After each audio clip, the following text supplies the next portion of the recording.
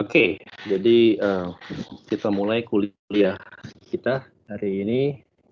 Tadi pertanyaannya bisa diulang, biar ini buat rekamannya.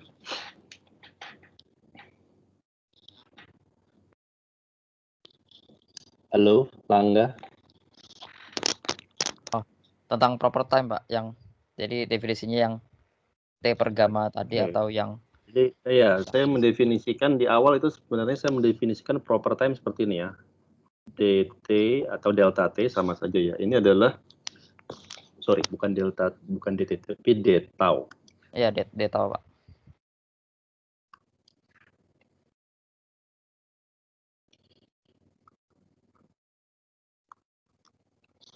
Ini ya. Iya, Pak. Ya ini kalau saya kalau misalnya saya kuadratkan gitu ya. Kelihatan kan saya nulis ya? Kelihatan, Pak. Gamma kuadrat itu apa? Anda ingat kembali gamma kuadrat kan 1 min V kuadrat per C kuadrat ya? Iya, Pak. Iya kan? Oke.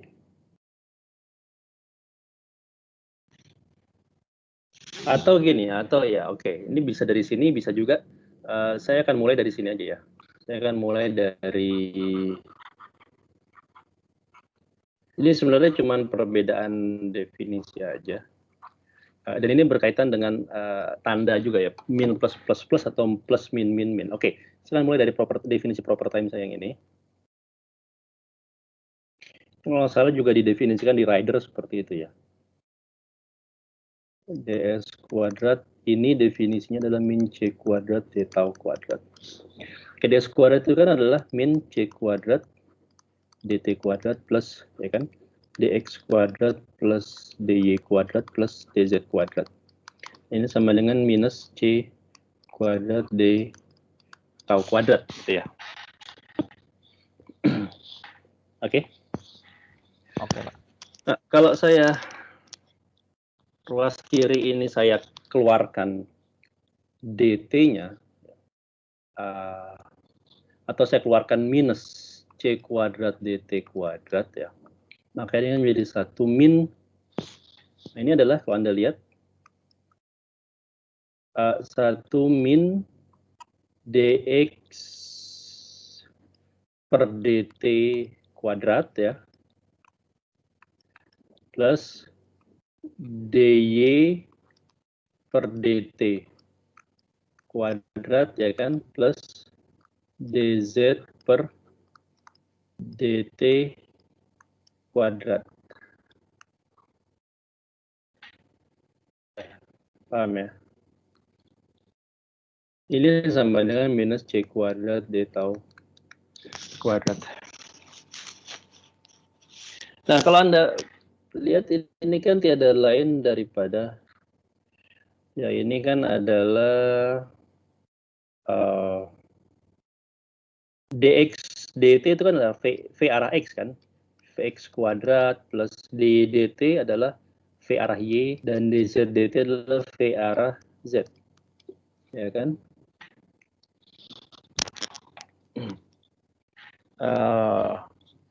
Jadi ini adalah kuadrat dari kecepatan, ya kan? Vx kuadrat plus vy kuadrat plus vz kuadrat adalah kuadrat dari kecepatan 3 ya. Square of 3 velocity adalah v kuadrat. V di sini kecepatan 3 ya. Oke. Nah, ini bisa saya tulis sebagai 1 sorry, di sini ada per c kuadrat ya. Karena saya keluarkan c kuadratnya, ya kan? Ini adalah 1 min v kuadrat per c kuadrat.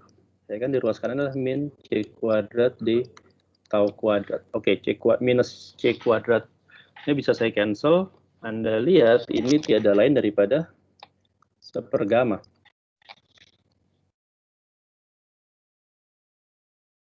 ya kan?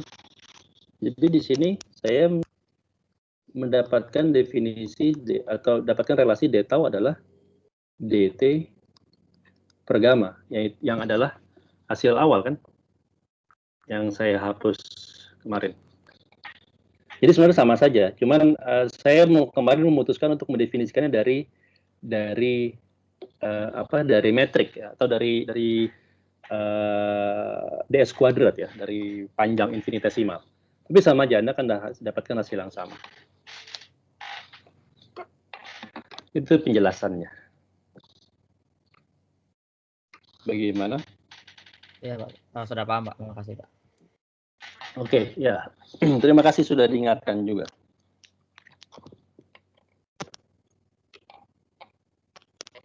Ada pertanyaan yang lain? Saya ada, Pak. Silakan. Ini siapa? Ezra, apa Isa? Tapi pertanyaannya ada yang berhubungan sama ada yang nggak berhubungan juga, Pak. Nggak apa-apa, Pak. Oke. Boleh, nggak apa-apa. Sorry, ini siapa suaranya? Ezra, Pak. Oh, Ezra. Oke. Silakan, Ezra. Jadi yang pertama itu, kalau metrik itu kan kita tahu kebanyakan manifold yang kita tahu pada umumnya kan diagonal, Pak. Metriknya diagonal biasanya.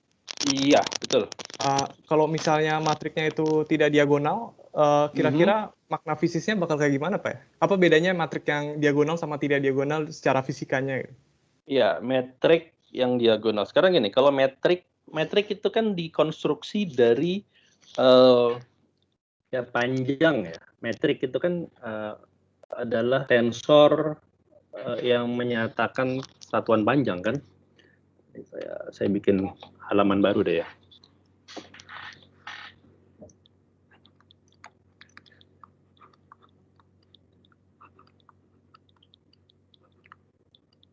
Ngomong-ngomong, saya baru menemukan ini ya board ini apps for note taking ini namanya Exorno. Kalian udah yang pakai belum ya? Atau ada yang pakai plus juga ya? Ini lebih saya merasa lebih nyaman dibandingkan pakai open board ya, atau Microsoft Whiteboard, karena ini nggak nge-lag, lebih stabil saya merasanya. Ini juga compatible dengan Linux. Jadi kalau komputer kalian pakai Linux ya bisa buka di Xornal ini, Xornal. Oke, jadi anyway, ini metrik ya. Isinya adalah biasa saya tulis gini aja, diagonal min 1 plus 1 plus 1 plus 1. Ini kan artinya bahwa komponen-komponen yang cross terms, maksudnya cross terms itu koefisien dari suku misalnya dx dy gitu ya, atau dy dz ya kan, atau dt dx dan lain sebagainya, ini semua nol kan koefisiennya.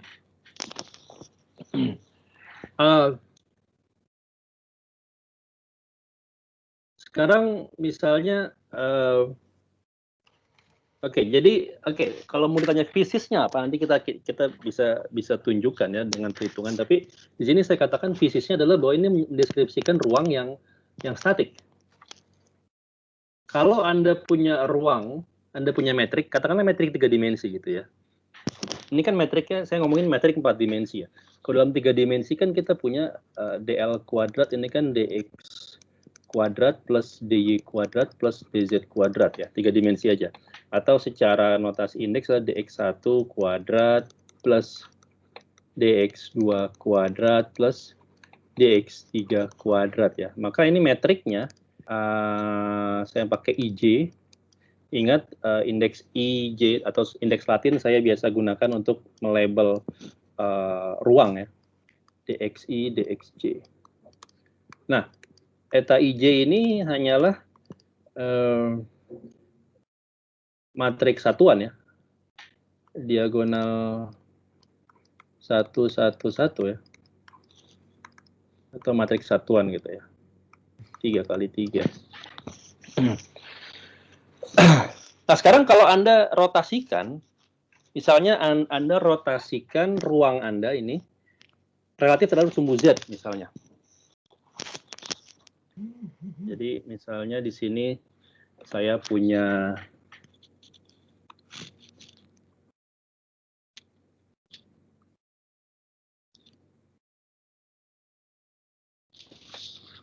gitu ya. Ini misalnya sumbu Z.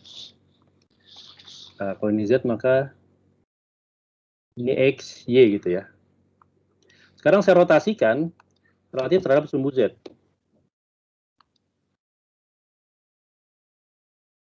Ya, terserah rotasinya apa, mau clockwise atau counterclockwise. Katakanlah counterclockwise itu, maka Anda akan dapatkan di sini aja deh ya, nggak usah di jauh-jauh. Nanti hasil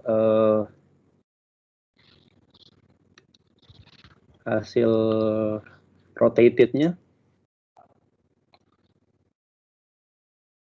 katakanlah gini ya.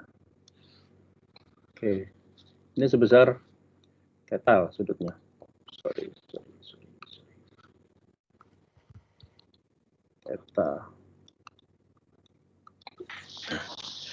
Nah, sekarang kalau Anda cari metrik, atau kalau kamu cari metrik dari rotated space ini, maka kamu akan melihat bahwa akan ada suku-suku yang akan ada koefisien-koefisien yang cross terms. Cross termnya ada yang nggak nol. Paham nggak? Jadi saya menyatakan ruang after rotating ini dalam koordinat sebelum rotating, maka akan ada suku-suku yang cross terms. Misalnya dy dx atau dx dy sama aja gitu ya. Nah, itu akan nggak nol. Jadi sebenarnya mudahnya ruang yang kalau kita punya metrik yang non diagonal itu berarti menyatakan ya bisa ruangnya itu rotating atau tidak statik. Itu salah satunya gitu ya. Nanti kalau kita lihat, saya tidak akan membahas di sini, tapi nanti kita akan membahas misalnya black hole atau lubang hitam yang statik, namanya black hole Schwarzschild gitu ya, lubang hitam Schwarzschild. Itu metriknya akan diagonal. Tapi ketika Anda bisa cek di buku ya, misalnya di buku Hobson atau di buku Ryder juga ada. Misalnya Anda mencari solusi ruang waktu di sekitar rotating black hole, namanya solusi Kerr, lubang hitam Kerr, maka Anda akan cek bahwa di situ metriknya punya komponen yang non diagonal, yang off diagonal itu nggak nol. Jadi ya itu tafsirannya ya. Tafsiran fisisnya adalah ya dia mendeskripsikan ruang yang tidak statik. Dalam arti rotating. Rotating di sini bisa berupa rotating spherical atau rotating juga cylindrical ya, rotating juga bisa. Kurang lebih seperti itu.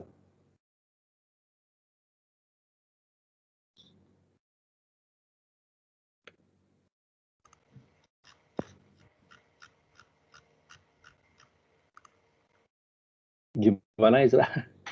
Iya Pak, menarik lumayan.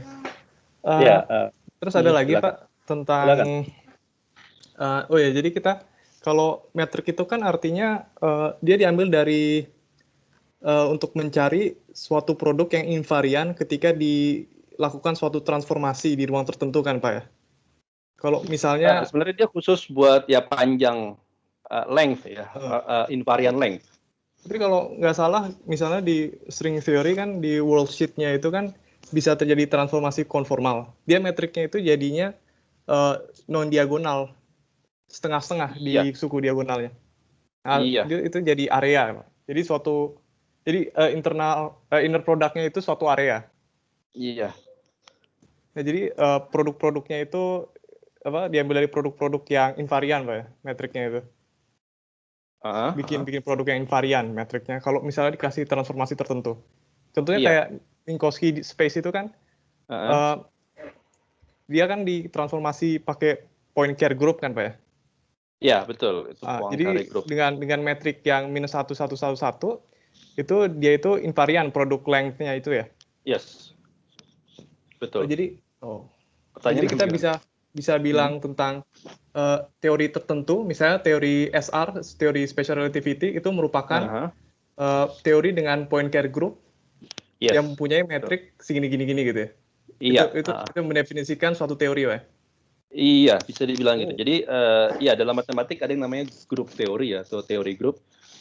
Teori grup ini digunakan banyak di fisika, ya fisika energi tinggi, fisika partikel maupun di general relativity juga untuk mengklasifikasi teori ya. Jadi grup teori itu sebenarnya adalah formalisme matematik yang membahas bagaimana suatu transformasi gitu ya, dan bagaimana jika sistemnya itu invarian atau tidak terhadap transformasi tersebut ya.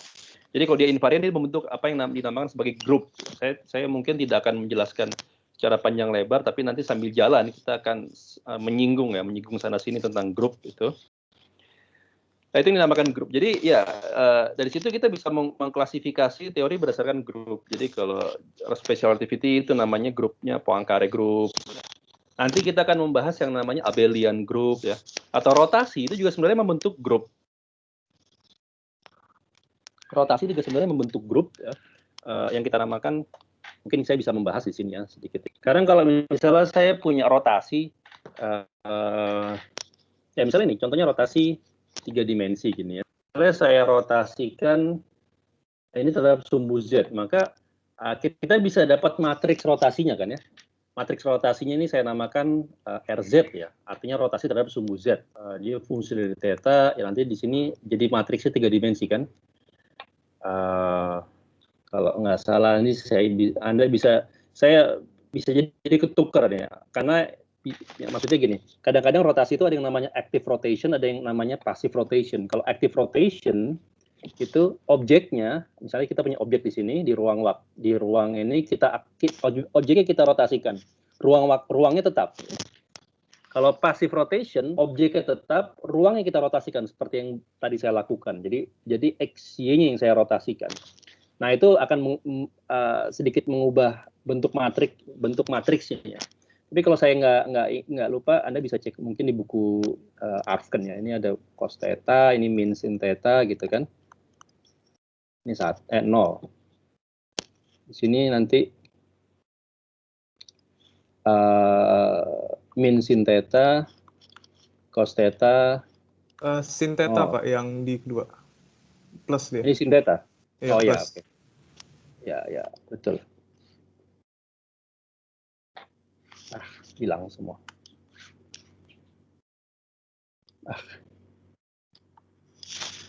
Ya, mohon maaf jelek tulisan. Ini adalah 001 ya, oke.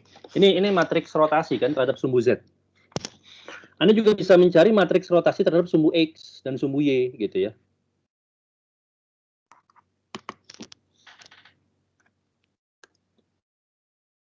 Anda bisa nanti mencari matriks rotasi terhadap sumbu X, terhadap sumbu Y juga.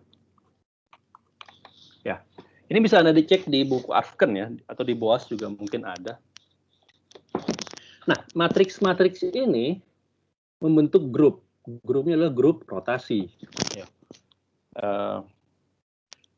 Ada definisi grup gitu ya.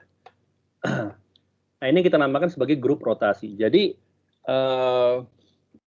rotasi itu membentuk grup. Karena rotasi 3 dimensi, orang namakannya grupnya O. O di situ dari ortogonal ya. O3 gitu. O3. Ini artinya grup rotasi 3 dimensi ini ya. 3-dimensional rotation group. Nanti juga Anda mungkin di literatur akan melihat ada embel-embel S di sini. S itu artinya spesial. Ya. Sini ada spesial. Spesial itu maksudnya apa? Spesial itu artinya determinan dari masing-masing grup, masing-masing anggota grup atau determinan dari masing-masing matriks ini nilainya 1. Gitu. Jadi determinan dari R ini plus 1. Itu kalau determinannya plus 1 itu spesial. Jadi mungkin Anda akan banyak bertemu dengan di literatur ada istilah SO3, SO2 berarti rotasi di 2 dimensi gitu ya.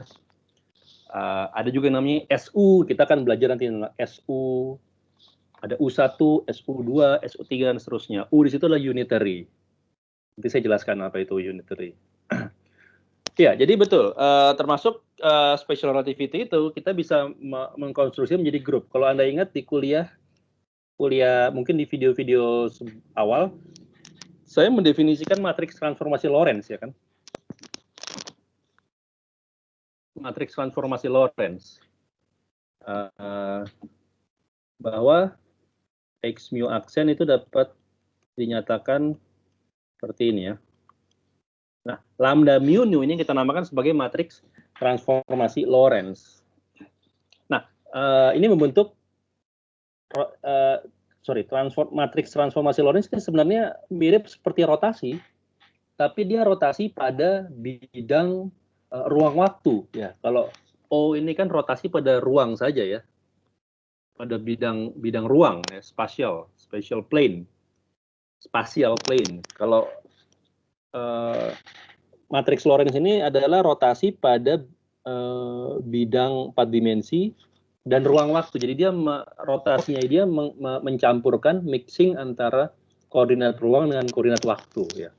Jadi dia agak-agak mirip dengan rotasi tapi tidak persis sama ya.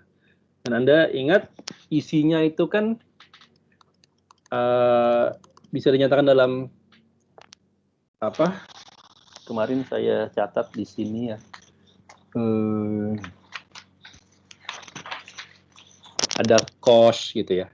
Cos V di sini min sin V sin hiperbolikus maksud saya. Ini 0 gitu kan. Di sini min ya, min sin, di sini cos hiperbolikus 0 sini 0 1 0 0 0 0 1 ya. Kalau Anda lihat ini kan mirip seperti rotasi di 4 dimensi, cuman sekarang rotasinya itu sifatnya tidak trigonometrik ya, tapi melainkan trigonometrik hiperbolikus ya. Nah, ini kita namakan sebagai grup Lorentz ya.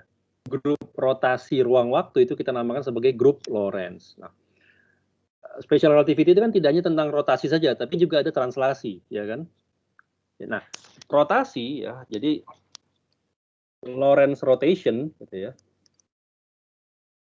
dikombin dengan translation ya, spatial translation atau space-time translation ya. Karena yang ditranslasi itu bukan hanya ruang tapi waktu juga.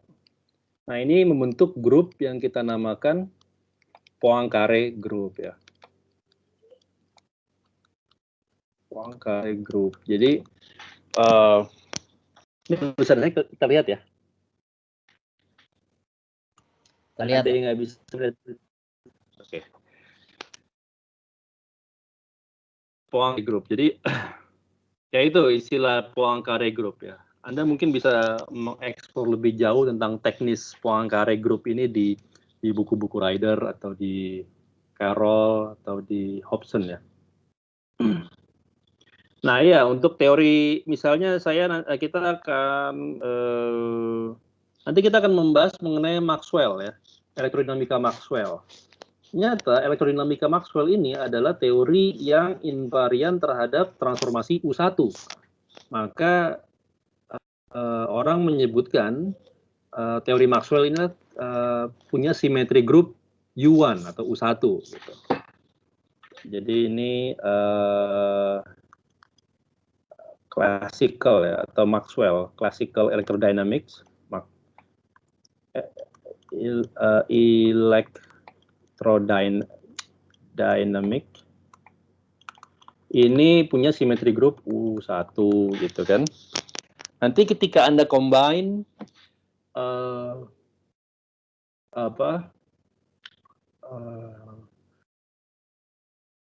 Anda combine antara classical electrodynamics dengan quantum, orang namainnya classical electrodynamics maupun quantum electrodynamics juga sama, dia punya simetrinya U1. Nanti ketika misalnya Abdus Salam dan Glashow dan Weinberg menggagas teori electroweak, yaitu electrodynamic dan weak interaction, ya. Electroweak, teori electroweak ini memiliki simetri group namanya SU2 cross U1. Nah, itu ada cross-nya gitu ya. Ada lagi tentang grand unification, ya, grand unified theory, ya. Ini menyatukan antara electroweak dengan strong interaction. Ya, strong interaction sendiri kalau nggak salah SU3 ya, atau SU4 saya lupa. GRAD ini banyak proposal, banyak modelnya. Ada yang memodelkan SU5, ya. Ada yang memodelkan SU6, ya. Ada yang memodelkan SO10, SO10 dan lain sebagainya. Saya nggak hafal ya model-modelnya ini. Jadi memang kita menggunakan teori grup ini untuk mengklasifikasi teori di fisika. Dan artinya semakin kita ingin berlaku general, maka simetri grupnya harus makin lama makin besar, makin besar ya. Sehingga nanti simetri grup ini bisa mencakup grup-grup kecil-kecil yang memang misalnya tentang electrodynamics itu grupnya U1 gitu ya. Electroweak grupnya SO2 cross U1. Artinya kalau kita mau mencari teori grand unification atau teori yang mencakup electrodynamics dan electroweak, maka kita harus mencari grup yang lebih general yang bisa memayungi kedua grup tersebut gitu. Jadi gitu arahnya seperti itu ya, makin general. Sama di string teori juga ada beberapa grup ya, saya tidak hafal tentunya ya. Ada yang grup SO32 ya kalau nggak salah, ada yang grup macam-macam ya. Anda bisa explore sendiri. Kurang lebih gitu ininya, pengantar dari saya tentang itu.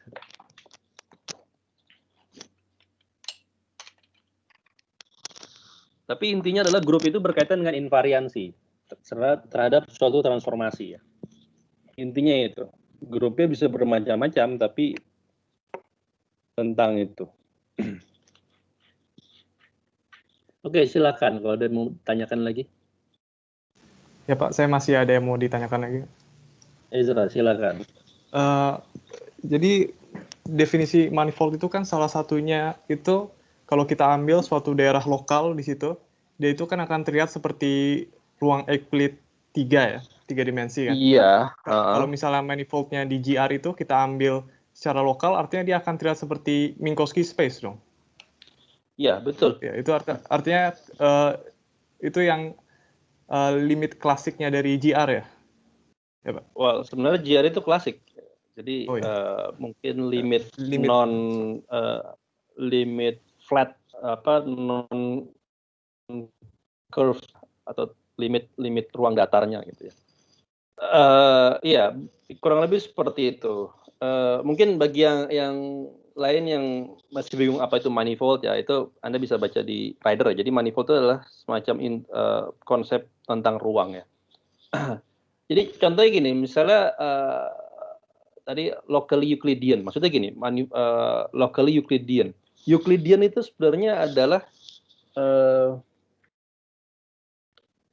ketika kita bicara Euclid itu sebenarnya ruang data. Jadi ruang 3 dimensi kita itu adalah Euclid. Jadi tadi mana tadi? Nah, ini kelihatan ya yang saya lingkar ini kelihatan ya.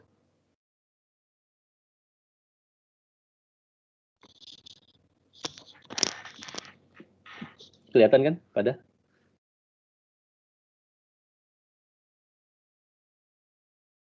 Kelihatan, Pak. Oke. Ini kita namakan sebagai ruang Euclidean. Euclid 3 dimensi. Gitu. Jadi Euclid itu ruang datar, n dimensi. Jadi. Kalau saya punya ruang datar 4 dimensi, berarti saya punya Euclidean 4 dimension. Nah, ruang waktu dalam special relativity itu tidak sama dengan ruang Euclid 4 dimensi. Ya kan, karena dimensi keempat waktu itu signature minus, negatif, beda dengan 3 dimensi yang lain. Jadi tidak bisa kita klasifikasi sebagai Euclid.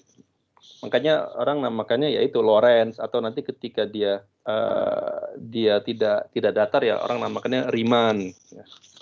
Tapi intinya adalah Euclidean itu ruang datar. Makanya ada geometri Euclidean, ada geometri non-Euclidean. Geometri Euclidean ya berarti geometri yang berpangkal pada 5 aksioma Euclid. Ya. Euclid itu kan bapak geometri ya. Euclid tulisannya seperti ini. Ini kan seorang matematikawan Yunani kuno yang menggagas tentang geometri. Ini sekitar 300 atau 500 tahun sebelum Masehi, mungkin 300 tahun sebelum Masehi kali ya. Saya bisa dicek lagi. Dia punya 5 aksioma di bukunya, itu bukunya namanya Elements ya. Elements itu buku geometri pertama di dunia. Itu berpangkal pada 5 aksioma ya. Misalnya aksioma pertama, dari 2 titik yang tidak berhimpit paling banyak dapat digambar 1 garis lurus, ya kan? Itu kan aksioma. Itu kan. Karena nggak ada lagi garis lurus lain ini yang bisa kita gambar di 2 titik gitu kan. Dari 1 titik dan 1 garis yang tidak dari 1 garis dan 1 titik yang tidak terletak pada garis tersebut dapat dikonstruksi paling banyak 1 bangun gitu ya. Itu misalnya segitiga gitu. Dan seterusnya ya. Atau misalnya aksioma kelima adalah 2 garis yang sejajar tidak akan pernah berpotongan. Ya, ini aksioma kelima. Nah, aksioma kelima ini yang digugat oleh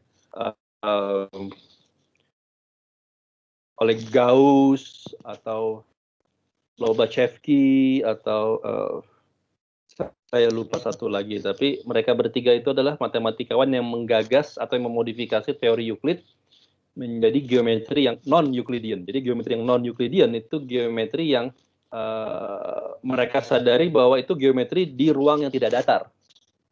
Gitu. Misalnya ada hal-hal di ruang datar yang tidak berlaku di ruang tidak datar. Misalnya di ruang datar, ini kan kertas ini datar ya.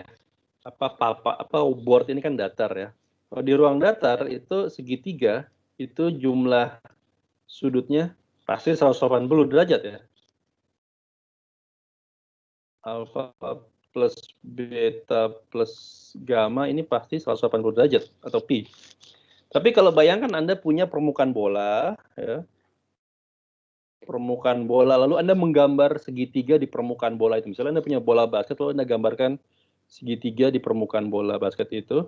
Anda bisa mengukur sudut-sudutnya, ini pasti lebih besar daripada 180 derajat. Nah, ini salah satu properti dari geometri non-Euclidean. Atau juga ada bidang-bidang, misalnya bidang plana atau saddle surface, ya saddle itu kayak plana kuda. Dimana kalau Anda gambar Anda gambar segitiga di permukaan plana, Anda akan dapatkan jumlah sudutnya kurang dari pi radian. Nah, itu contoh-contoh dari beberapa properti geometri non-Euclidean ya. Tadi saya mau ngomong apa? Nah, oke. Sekarang bayangkan Anda punya bola basket ya kan. Bola basket itu kalau Anda lihat pada daerah yang cukup kecil, maka bola basket bagian kecil itu akan terlihat datar, ya kan? Ya, contoh paling gampang bumi ya. Kita tahu bumi ini bulat ya. Kecuali ada yang mengakui bumi datar gitu. Saya di sini berbicara tentang fakta, bumi itu bulat. Tapi kalau kita pandang pada kehidupan sehari-hari ya, pada kehidupan sehari-hari kita tidak melihat kelengkungan bumi kan, kita merasakannya bumi ini datar. Kenapa? Ya karena kita melihatnya pada local area, ya kan, dibandingkan dengan ukuran bumi, daerah yang kita tinjau itu kan lokal, sangat kecil, ya kan. Jadi pada daerah yang sangat kecil, dari ruang lengkung dapat didekati dengan ruang datar. Jadi itu maksud dari tadi manifold itu yang bahwa locally Euclidean. Semua manifold itu secara lokal itu bisa didekati atau diaproksimasi dengan ruang datar atau Euclidean. Itu maksud dari statement yang tadi disebut oleh Ezra itu ya. Jadi semua permukaan lengkung, bola basket kah atau silinder kah, kalau Anda lihat pada daerah yang cukup kecil, maka Anda lihat daerah tersebut akan effectively datar. Itu sebenarnya maksudnya. Ya sama, itu juga nanti berlaku di kasus gravitasi gitu ya. Misalnya tentang ruang waktu di sekitar objek objek bermassa gitu ya. Misalnya ruang waktu Schwarzschild gitu.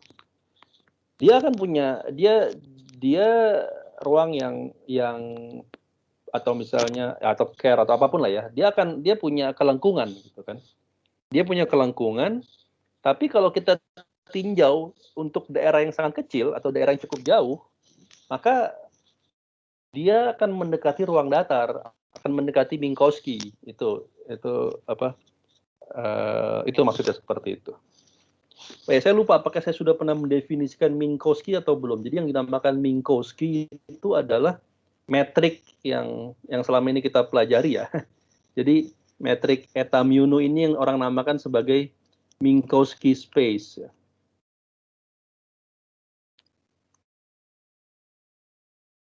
Atau Lorentz space ya. Ada yang bilang Minkowski space, ada yang bilang Lorentz space ya, terserah. Jadi inilah ruang waktu 4 dimensi tapi tidak Euclidean gitu. Tidak tepat Euclidean karena signature-nya tidak semuanya positif. Tapi Minkowski ini sama seperti Euclidean, dia adalah ruang waktu yang datar. Jadi nanti ketika kita belajar tentang curvature, kita akan lihat bahwa curvature atau kelengkungan dari metrik eta mu nu ini akan sama dengan 0 kelengkungannya. Gitu. Jadi ya saya nggak tahu apakah tadi statement penjelasan saya ini menjawab pertanyaan Ezra atau tidak. Gimana? Menjawab kok, Pak. Oke. Ya, melebihi juga. Ada pertanyaan lain? Iya Pak, saya masih ada pertanyaan lagi. Tentang transformasi, Pak. Kan biasanya dibagi dua, ada yang global transformation sama local transformation. Yes. Satu yang bergantung koordinat, satu yang tidak. Nah, kenapa bisa sampai dibagi dua? Apa perbedaan kedua transformasi itu? Apa yang makna fisiknya apa? Kenapa sampai dibikin dua, Pak? Oke, ya secara matematis ya kita bisa aja kan melakukan satu transformasinya itu terhadap terhadap nilai konstanta, satu lagi terhadap fungsi gitu kan. Nah, nanti saya akan jelaskan bahwa secara fisis ini sebenarnya masuk dalam bahasan gauge transformation nanti ya. Kalau saya mentransformasikan sesuatu gitu ya, dengan dengan koefisien transformasinya konstan, itu bermakna bahwa misalnya gini, saya mentransformasikan, mungkin nanti ketika kita belajar gauge teori, saya akan bahas misalnya saya punya medan skalar gitu ya.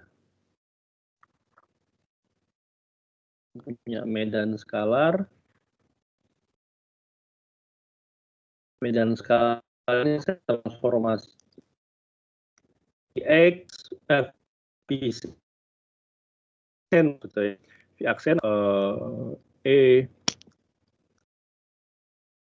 kali V. Nah, alfanya ini bisa konstan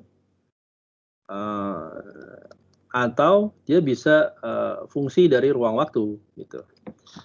Nah, kenapa yang konstan ini dinamakan sebagai global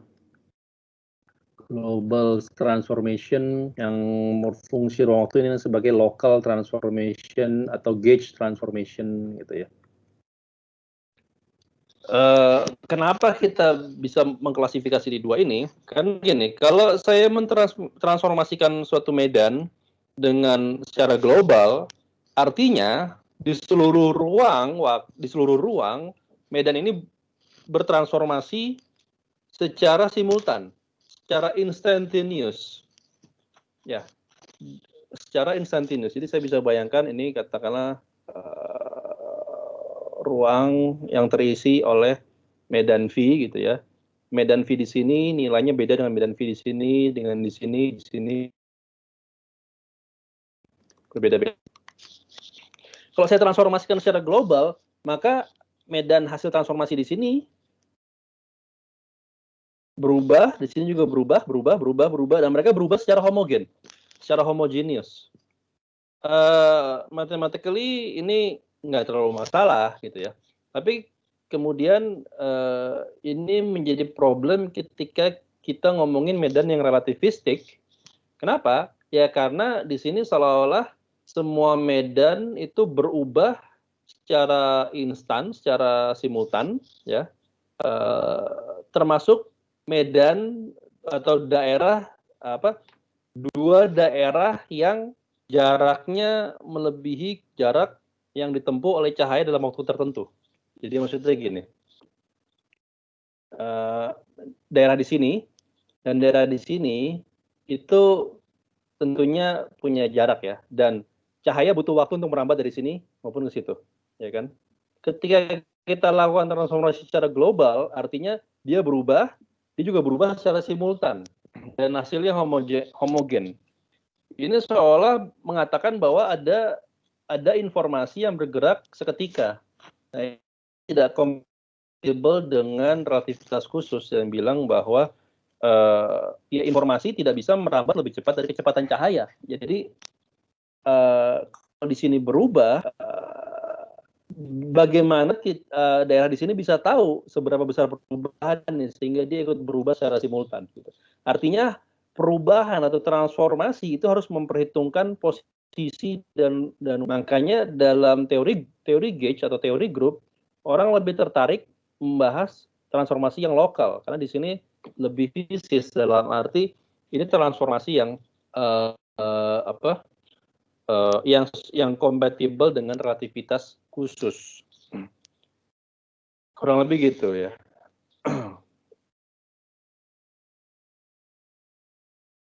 Dan nanti akan ada ada konsekuensi yang menarik kalau kita mempertimbangkan local transformation.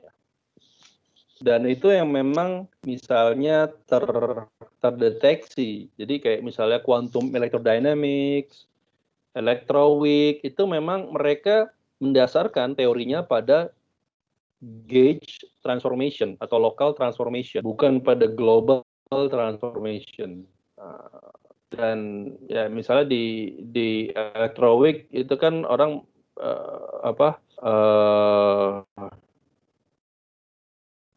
misalnya di quantum electrodynamics lah ya, atau di gitu ya. Kalau dari gauge transformation ini orang bisa atau bukan memprediksi tapi mendapatkan hasil bahwa foton haruslah massless, haruslah tidak bermassa gitu kan. Ini kompatibel kan dengan relativitas khusus bahwa cahaya harusnya tidak bermassa karena kalau bermassa maka kecepatannya tidak akan pernah bisa mencapai kecepatan cahaya. Ya kurang lebih itu. Saya akan jelaskan panjang lebar itu nanti ketika membahas teori gauge ya. Mungkin kalau sekarang nanti agak melompat karena saya butuh menjelaskan mengenai electrodynamics dulu.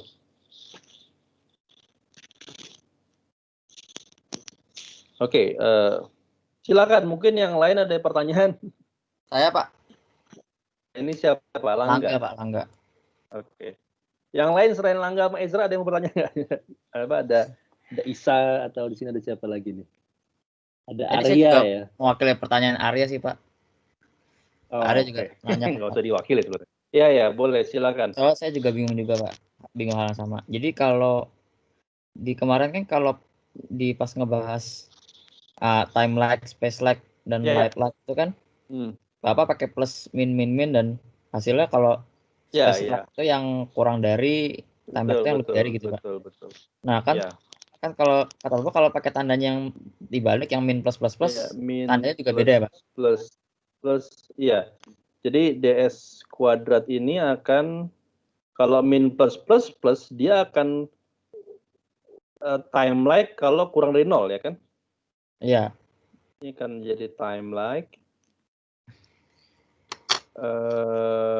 lebih besar daripada 0 dia akan jadi space lag. Dan sama dengan 0 tetap ya 0 atau light lag. Nah,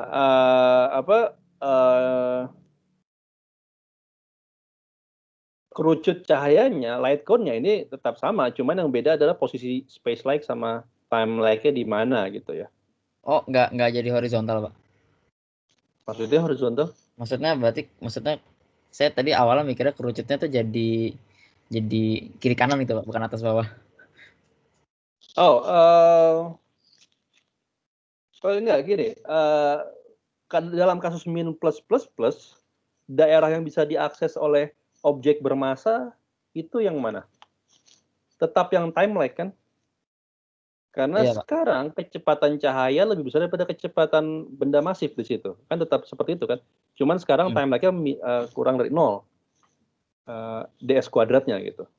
Yang space lag itu yang tetap menjadi daerah yang tidak kita akses. Jadi kalau ini adalah ini adalah waktu ya, t gitu ya. Ini adalah x, tetap sama seperti ini, tapi daerah jadi daerah yang dalam ini menjadi ds kuadratnya kurang dari 0. Yang di luar ini tetap space like, ds kuadratnya lebih besar daripada 0 gitu. Dan dinding dari light cone ini tetap light like.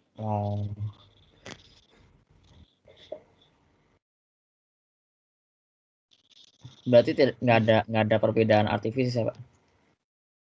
Iya, nggak ada. Time like, space like ini tetap sama. Oke, makasih, Pak. Cuman tanda dari dari ds kuadratnya aja yang ketukar gitu. Oke, Pak. Oh ya Pak, artinya yang space like itu bisa disebut juga sebagai tachyon, Pak ya? Tachyon itu adalah ya itu sebenarnya partikel hipotetikal ya, partikel yang digagas gitu kan. Tachyon itu partikel yang dia punya massa yang imajiner gitu. Massa imajiner itu kan sebenarnya nggak ada, nggak fisis ya. Jadi makanya tachyon belum pernah terdeteksi. Tapi karena kalau dia punya massa yang imajiner, maka dia bisa mengakses mengakses daerah di luar ini, karena dia bisa kecepatannya bisa lebih besar daripada kecepatan cahaya. Jadi tachyon itu adalah partikel yang dihipotesiskan bahwa dia bergerak dengan kecepatan lebih besar daripada cahaya. Tapi sampai sekarang secara fisik nggak ada yang namanya tachyon. Jadi istilah tachyon itu sekarang mengalami pergeseran makna bahwa kalau Anda misalnya punya teori dan teori Anda gitu ya memprediksi masanya tachyonik, artinya masanya imajiner. Nah, kondisi tachyonik ini menyiratkan adanya instability pada teori Anda gitu. Jadi alih-alih dia mendeskripsikan suatu yang fisis, jadi tachyonik ini digunakan untuk mendeskripsikan sesuatu yang unstable. Jadi teori Anda unstable atau tidak fisis gitu. Tapi kalau mau gunakan, tetap mau pakai tachyonik itu ya boleh aja untuk mencari misalnya. Siapa tahu kamu penasaran ingin mencari partikel yang bisa bergerak lebih cepat dari cahaya gitu. Ya itu istilah yang digunakan orang sih. Saya tidak aware kalau apakah riset yang serius tentang itu masih ada atau enggak untuk mencari tachyon itu. Ya, tapi ya itu bisa dikatakan ini daerah yang tachyonik gitu.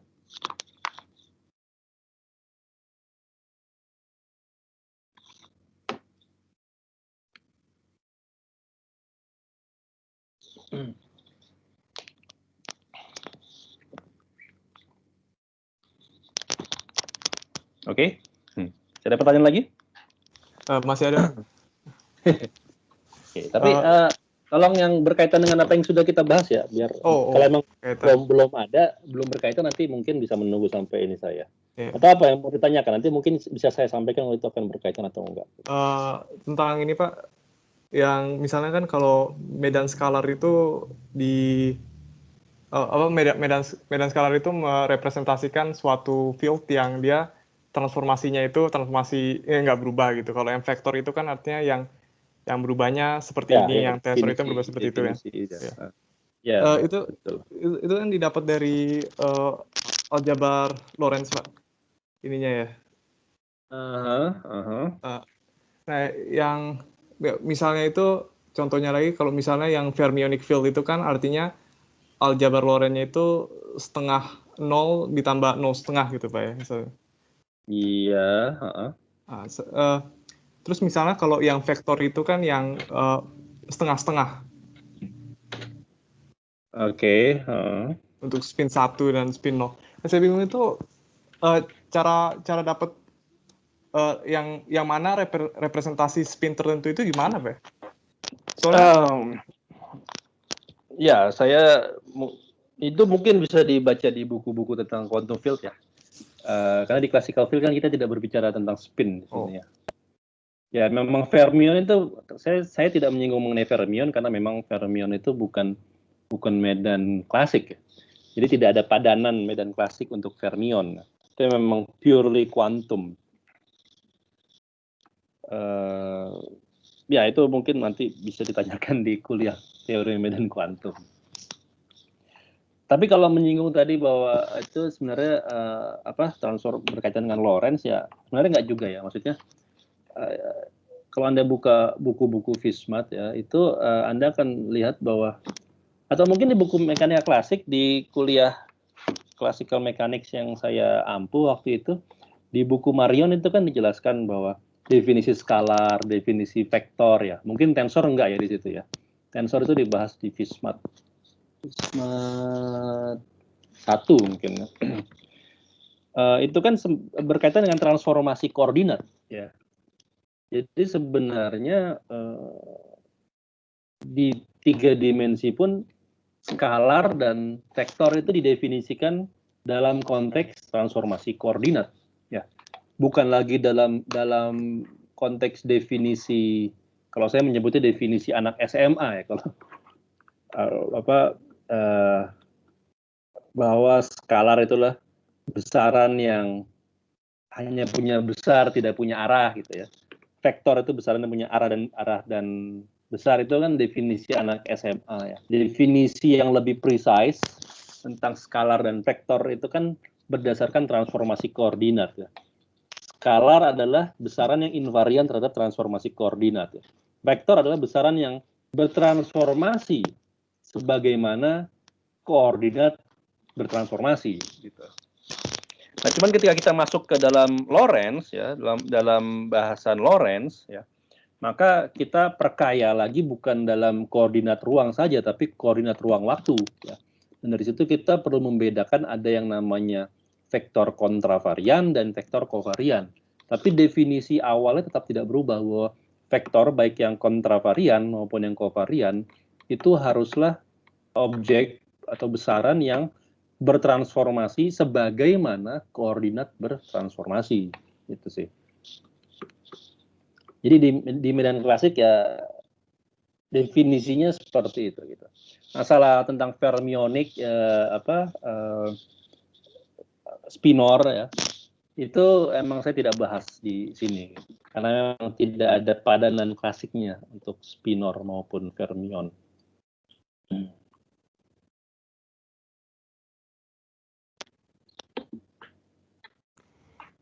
Mau nanya, Pak. Silakan. Vektor kovarian sama kontravarian itu secara fisik ada bedanya nggak, Pak? Nah, oke ya. Sebenarnya gini. Sebenarnya kenapa kita butuh kontravarian kovarian, karena yaitu karena sifat dari ds kuadrat yang peculiar itu ya, yang bahwa dia punya minus gitu kan, lalu ada plus. Jadi ds kuadrat ini kan suatu besaran skalar ya, besaran skalar. Iya, Pak. Pertanyaannya adalah bagaimana kita bisa mengkonstruksi besaran skalar ini dari besaran vektor? Karena gini, kalau kita ngomongin misalnya 3 dimensi, vektor 3 gitu ya, V, ini kan adalah misalnya vektor kecepatan ya. Ini kan Vx arah X gitu ya, plus Vy arah Y, plus Vz arah Z. Saya bisa mengkonstruksi skalar dari vektor ini, caranya adalah saya bisa menghitung kuadrat dari kecepatan ini kan skalar ya. V dot V, ya kan? V dot V ini kan berarti adalah Vx kuadrat plus Vy kuadrat plus Vz kuadrat. Oke? Ini skalar.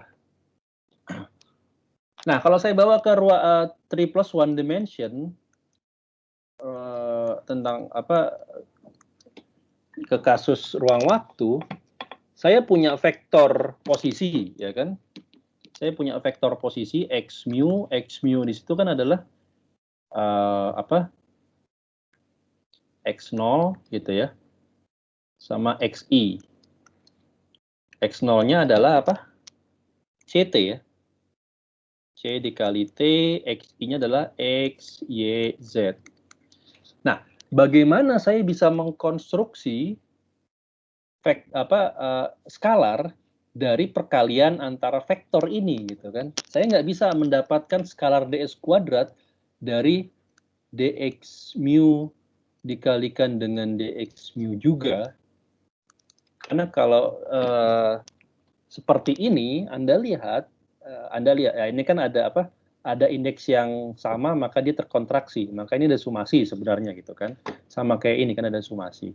Jadi dot product itu dalam bahasa kita adalah kontraksi gitu ya. Dot product di 3 dimensi itu di 3 plus 1 dimension adalah contraction. Kalau Anda jalankan ini, maka Anda akan dapatkan c kuadrat dt kuadrat plus dx kuadrat plus dy kuadrat plus dz kuadrat, dan ini bukan ds kuadrat ya.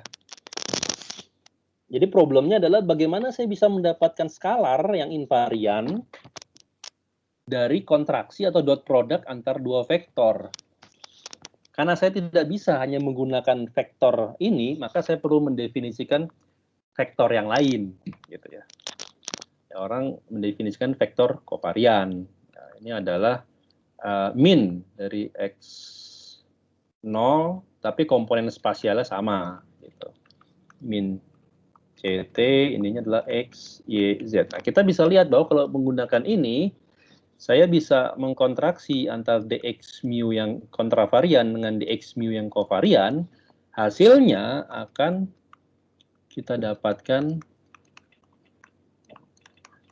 seperti itu ya. Ini tidak lain daripada ds kuadrat. Jadi itu kebutuhan kita mendefinisikan kovarian dan kontravarian karena sifat dari ds kuadratnya ini yang punya tandanya aneh gitu ya, min plus plus plus. Ya, itu alasannya ya. Nah, kalau Anda masuk ke pembahasan mengenai geometri diferensial ya. Vektor kontravarian, vektor kovarian itu sebenarnya punya konsepnya sendiri dalam geometri diferensial ya.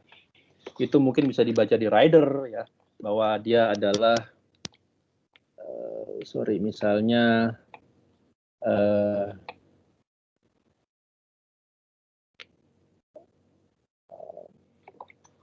ya mungkin bisa dibaca di Rider atau di Hobson ya.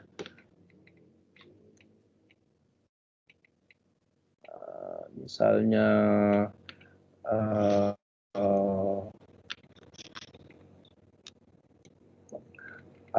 di situ ada vector fields, ada medan vektor, ada tangent vector to a curve, itu yang dinamakan sebagai vektor kontravarian. Nanti ada basis vektor itu yang dinamakan sebagai kovarian, dan kontraksi keduanya menghasilkan invarian dan sebagainya ya. Itu ada pembahasannya dari sudut pandang geometri ya. Saya sengaja tidak menyinggung lewat situ gitu, karena ini saya berusaha untuk ya ini kan buat undergraduate ya. Jadi saya berusaha untuk sefisis mungkin penjelasannya ya. Kalau Anda mau penjelasan yang lebih memuaskan secara matematik gitu ya, itu bisa dibaca di bab-bab 2 dari masing-masing buku itu ya. Itu pembahasan tentang geometrinya, diferensial geometri. Itu ada sendiri ya. Kontravarian itu definisi gimana, kovarian itu definisi gimana gitu. Tapi dalam konteks fisis, dalam konteks transformasi Lorentz yang kita hadapi, kita butuh dua vektor seperti itu untuk mendefinisikan ds kuadrat yang konsisten. Ya. Itu alasan dari sudut pandang fisisnya. Oke Pak, terima kasih.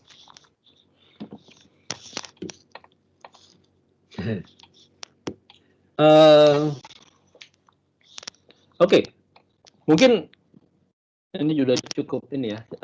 Saya masih punya sekitar 30 menit terakhir kali ya, 20 menit terakhir ya. Mungkin kita akan coba menyinggung mengenai elektrodinamika Maxwell kali ya sekarang.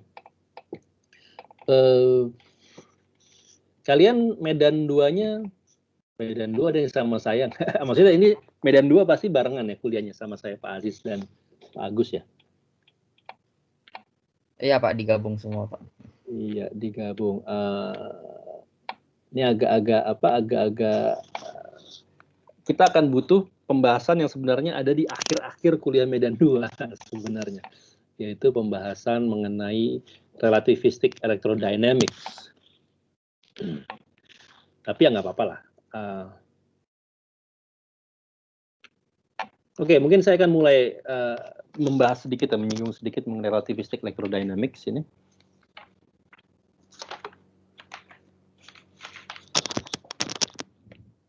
Sebentar, 12, oke. Saya ambil catatan.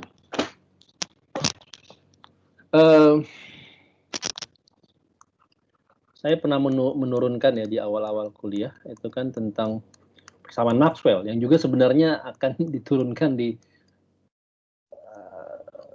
mungkin di kuliah medan 2 ini belum diturunkan, tapi saya harus singgung di sini karena itu terkait erat dengan relativitas khusus ya. Jadi persamaan Maxwell itu ada 4, nanti Anda akan dapatkan di kuliah yang lebih tepat, di kuliah medan 2.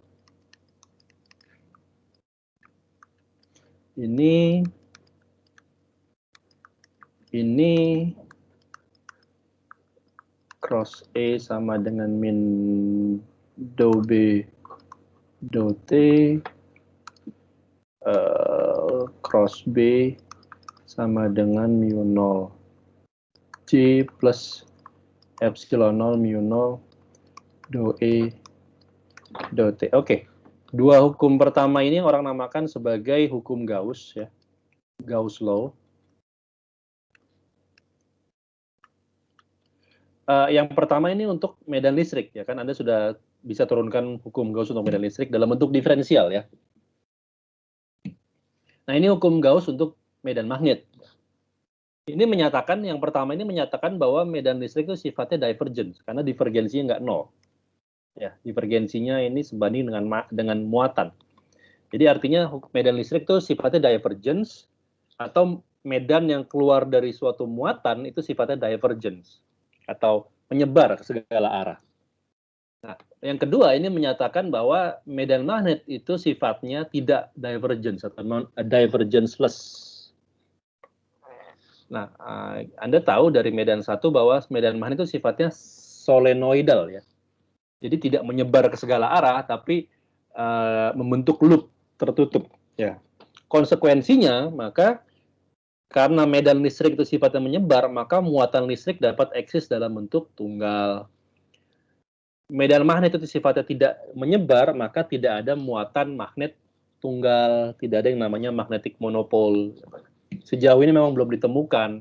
Kalau nanti ditemukan magnetic monopole, ya berarti persamaan Maxwell ini perlu dimodifikasi. Nah, persamaan ketiga yang kita namakan sebagai persamaan Faraday ya. Persamaan Faraday ini sebenarnya adalah induksi magnetik ya. Ya ini kan bilang bahwa perubahan medan magnet akan menginduksi medan listrik ya. Ini sebenarnya prinsip kerja dari dinamo ya. Nah, persamaan terakhir ini sampai suku pertama diruaskan, dan ini yang dinamakan persamaan Ampere. Nah, tapi ada tambahan suku kedua, ini yang dinamakan sebagai koreksi Maxwell. Jadi ini Ampere Maxwell. equation. Ini kan persamaan ampere kan adalah integral tertutup dari B dl ya sama dengan mu 0 I gitu kan. Ini sampai sini. Nah, ada koreksi dari Maxwell.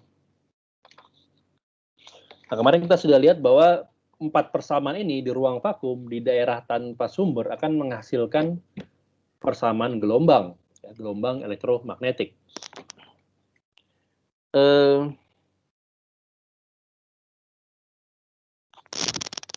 Sampai sini ada pertanyaan? Ini baru mereview ya.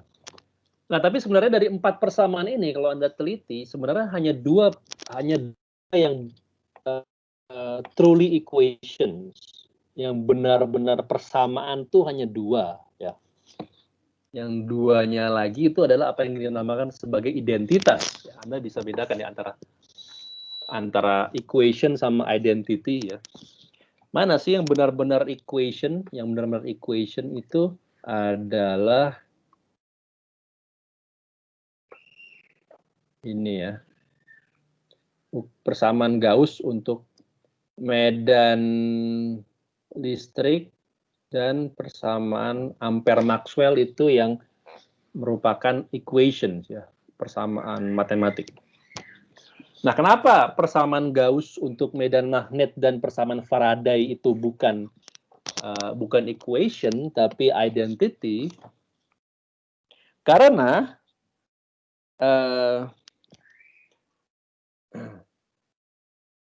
Anda ingat di kasus statik ya, di elektrostatik. Di elektrostatik, Anda ingat bahwa integral tertutup dari E dot dl ini sama dengan 0, ya kan? Artinya apa?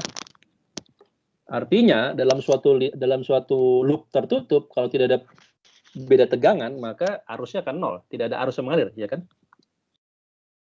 Konsekuensinya dari Fismat, Anda bisa lihat bahwa ini bisa dengan teorema Stokes, saya bisa ubah ini menjadi konsekuensinya sama dengan 0. Ya. Kalau curl dari suatu vektor adalah 0, maka vektor tersebut dapat dinyatakan sebagai apa?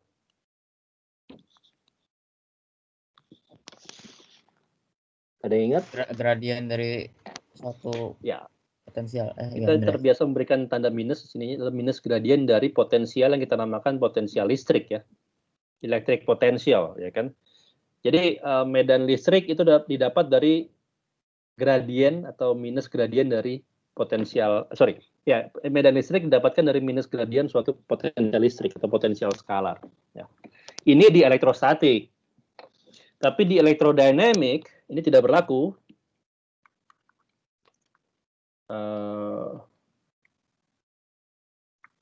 Kenapa? Karena sekarang integral tertutup dari suatu kumparan itu belum tentu 0. Kalau seandainya ada perubahan medan magnet, ya kan? Maka ini kan dari hukum Faraday ini sebenarnya adalah minus dari perubahan flux magnet ya.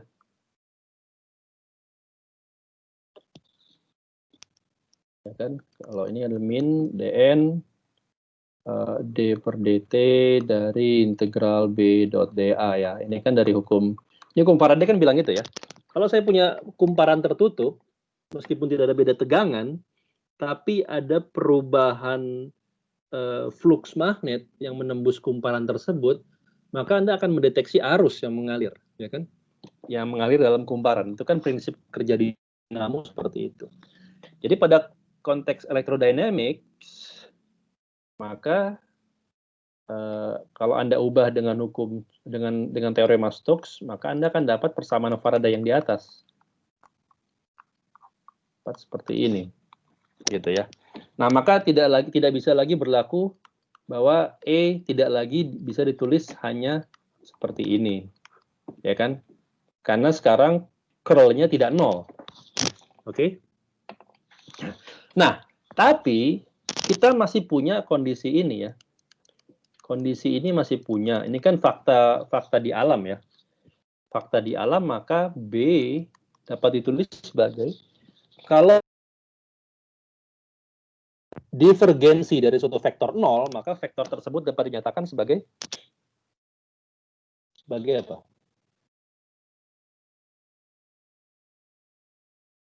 Udah ingat? Curl, Pak. Curl dari suatu vektor lain ya? Ya. Nah, ini kan salah satu dari identitas vektor ya. Analisis vektor ini kan kalau curl dari suatu vektor 0, maka dia dapat ditulis sebagai gradien dari suatu skalar. Kalau divergensi dari suatu vektor 0, maka dia dapat ditulis sebagai curl dari suatu vektor lain. Jadi B dapat didefinisikan sebagai curl dari A. A itu yang kita namakan sebagai magnetic potential atau vektor potensial ya. Ini potensial vektor atau potensial magnet. Vektor potensial. Oke, jadi sekarang saya bisa menggunakan definisi B ini masukin ke situ ya. Maka saya dapat di sini min do per do T dari, nah ini adalah curl dari A. Ya kan? Nah, karena curl dan do per do T ini sama turunan, maka dia komutatif. Saya bisa keluarkan curlnya. Saya switch dengan ini. Nah, maka sekarang saya bisa pindahkan ini semua ke ruas kanan. Saya dapat curl dari E ditambah do A do T sama dengan 0. Ya. Nah, sekarang kita punya kondisi yang mirip. Curl dari suatu vektor sama dengan 0. Artinya apa? Curl dari suatu vektor sama dengan 0, maka saya bisa mendefinisikan vektor tersebut lagi-lagi sebagai gradien dari suatu potensial. Ya. Jadi E plus do A do T ini sama dengan minus grad V. Ya. Dengan demikian, maka kepada kasus elektrodinamik, E dapat didefinisikan sebagai min grad V, min do A do T. Sorry. Do A do T.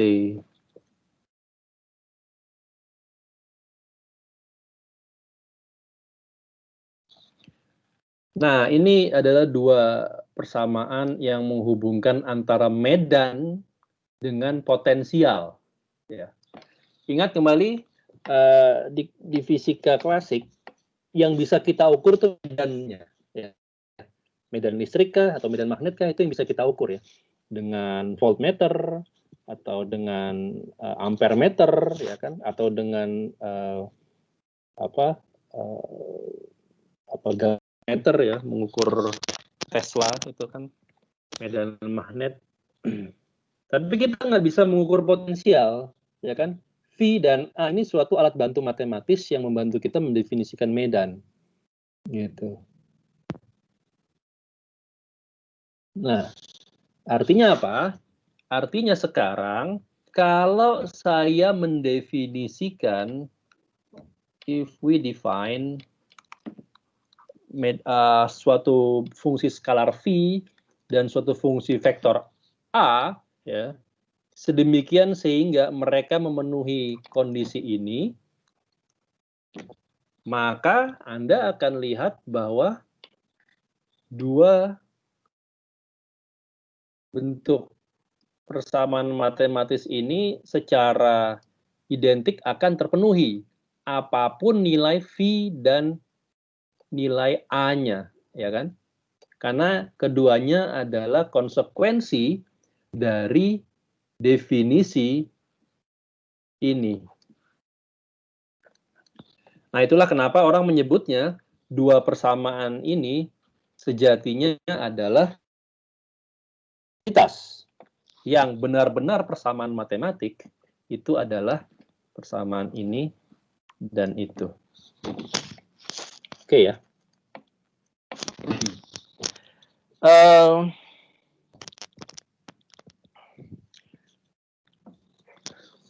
Sekarang jam berapa? Udah mau habis waktunya. Jadi gini, mungkin saya akan memberikan tugas baca. Ya. Sisa waktu ini untuk sebelum saya bisa lanjutkan, kita butuh pemahaman mengenai apa? Mengenai relativistic electrodynamics. Jadi ya ini tugas baca ya, reading assignment.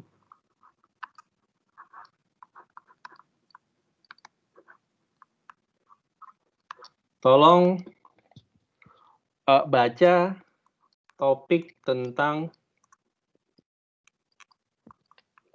relativistic electrodynamics di buku-buku tentang medan elektrodinamik, misalnya di buku Griffiths. Kalau Anda cek Griffiths, Anda punya buku Griffiths kan ya? Atau apakah itu hard copy maupun soft copy-nya? Saya ada bukunya, saya cek dulu. Where is it? Edisinya bebas kan, Pak? Bebas kok.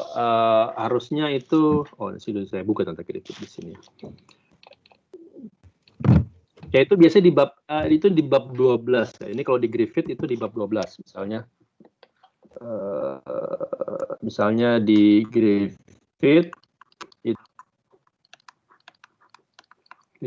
itu di chapter 12. Nah, ini kalau saya lupa buku saya ini edisinya apa? Edisi 3 kali. Edisi 3 itu. Edisi 3 itu tapi ya Anda nanti menyesuaikan aja ya. Ini nggak saklek. Pasti ini pembahasannya ada di Griffith, cuman mungkin tidak persis sama di subchapternya yang mana ya. Mana tadi? Ada yang namanya relativistic electrodynamics. Itu kalau di edisi 3 itu di chapter 12.3 ya. Ya, tidak ada salahnya Anda membaca seluruh chapter 12 itu, karena 12.1 dan 12.2 itu membahas relativistic dynamics, ya. Jadi, atau relativistic mechanics, yang sebenarnya kita cover juga, meskipun tidak full di kuliah kemarin. Nah, di 12.3 ini khusus untuk electrodynamics-nya, relativistic electrodynamics. Jadi Anda tahu kan dengan transformasi Lorentz itu kan kita bisa mentransformasikan posisi gitu kan, ruang waktu. Ya Anda juga belajar bahwa ada yang namanya Lorentz ya kan, time dilation ya. Nah, sekarang ketika kita berbicara mengenai medan listrik dan medan magnet, bagaimana mereka bertransformasi dalam konteks transformasi Lorentz? Nah, itu tolong dibaca, ya.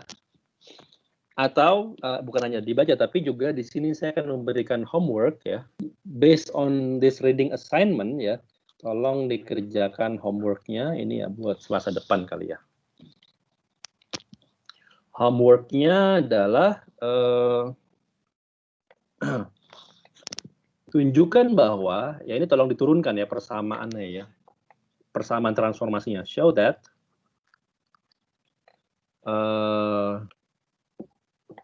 ini ada dibahas di bab 12.3 tadi. Jadi Anda tinggal menurunkannya. Tapi tentunya ketika menurunkan Anda bisa sambil belajar fisisnya ya. Bahwa show that under Lorentz transformation ya.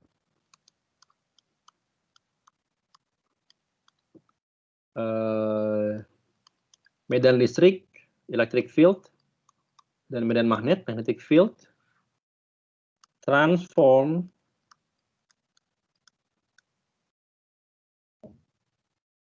sebagai berikut. Ya. Jadi E itu bertransformasi menjadi E aksen, B bertransformasi menjadi B aksen. Nah, apa isi E aksen dan B aksen itu detailnya adalah sebagai berikut. E komponen X, aksen itu sama E komponen Y aksen itu adalah, ini transformasi Lorentz-nya terhadap sumbu X ya, sama seperti di awal ya, kita selalu mengambil sumbu X.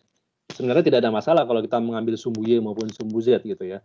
Nanti tinggal semuanya menyesuaikan. Tapi untuk memudahkan saya ambil transformasi Lorentz-nya itu sepanjang sumbu X.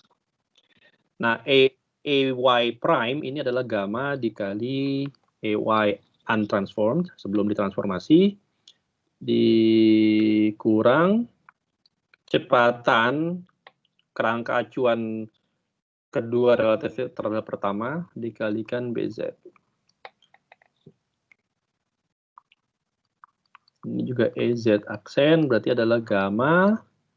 Di sini adalah EZ plus VBY.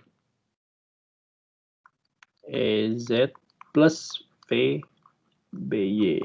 Oke. Itu yang E-nya. Sekarang B-nya, BX aksen itu sama dengan BX. BY aksen itu adalah gamma dikali BY sebelum transformasi ditambah V per C kuadrat EZ.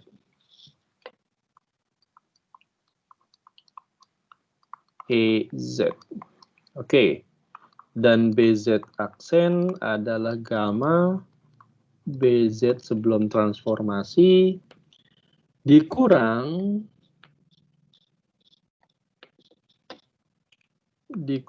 V per C kuadrat EY.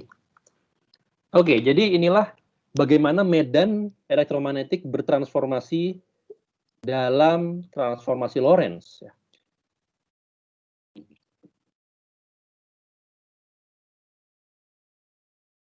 Maksudnya gimana, Pak? Maksudnya gini, kalau Anda ingat, saya punya dua kerangka, ya.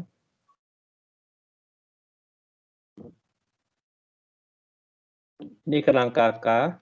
Oh, ini saya namakan kerangka K. Sedangkan yang di sini, gitu ya.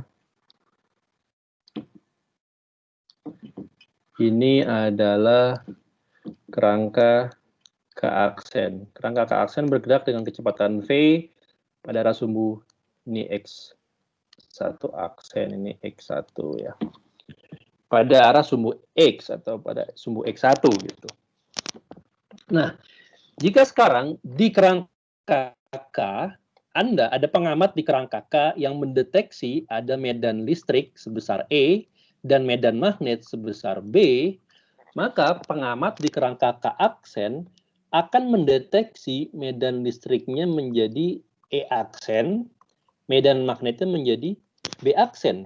Nah, relasi antara E aksen dan B aksen terhadap E dan B itu diberikan oleh transformasi tersebut.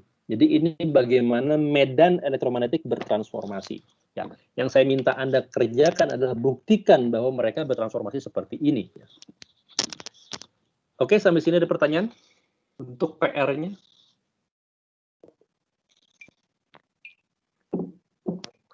Tulisan saya terbaca jelas ya?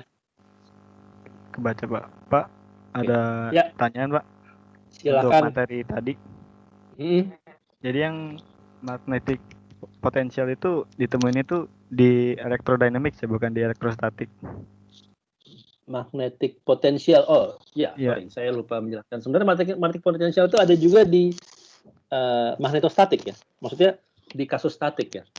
Kan elektrostatik itu kan listrik statis. Kalau magnetostatik itu kan magnet statis ya. Nah, jadi kasus ini itu dia valid baik di magnetostatik maupun di magnetodynamics. Nah, ini kan maksud kamu kan ya? Iya, Pak. Iya. Ya dia valid di magnetostatik maupun magnetodynamics ya kan? Karena di magnetodynamics medan magnet itu sifatnya sinusoidal, solenoidal maksud saya. Di magnetostatik ketika medannya itu bergantung waktu, sifatnya juga tetap solenoidal. Ya, jadi tidak ada perubahan. Beda dengan medan listrik. Jadi vektor potensial ini valid baik di kasus statik maupun kasus dynamics.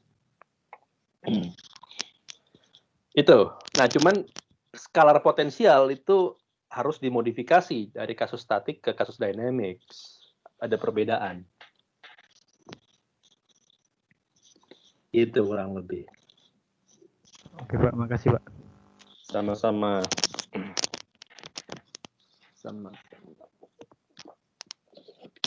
Silakan, ada pertanyaan lagi? Oh ya, untuk Jumat enaknya gimana? Apakah saya kembali sinkronus?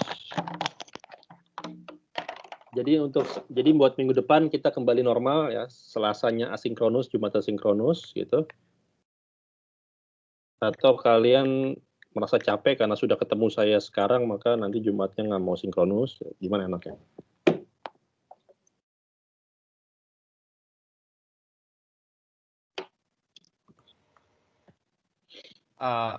Jawabnya sekarang apa boleh didiskusikan dulu, Pak? Ya udah, boleh diskusikan dulu ya. Tapi kabarin saya ya sebelum Jumat tentunya. Oke, Biar Pak. saya ada persiapan. Atau ya misalnya hari inilah. Jadi kalaupun emang Jumatnya asinkronus, saya bisa nyiapin video agar bisa diupload Jumat gitu ya. Oke, Pak.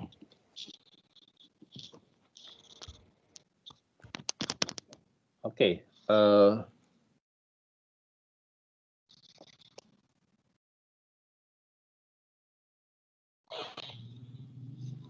Ya itu kalau memang tidak ada pertanyaan ya mungkin kita bisa akhiri kuliah kita ya.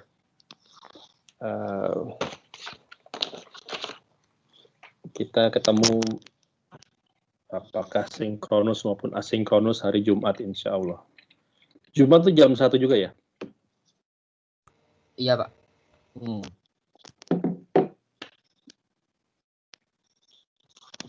Oke.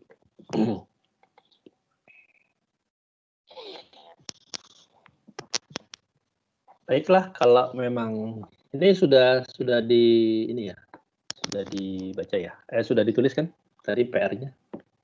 Saya stop share screen kalau sudah. Atau masih mau dibaca?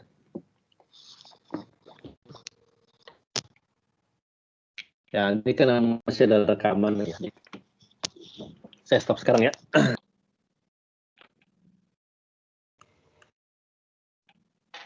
Oke. Kalau tidak ada pertanyaan, maka mungkin saya akhiri saja sampai di sini kuliahnya. Terima kasih atas kehadirannya.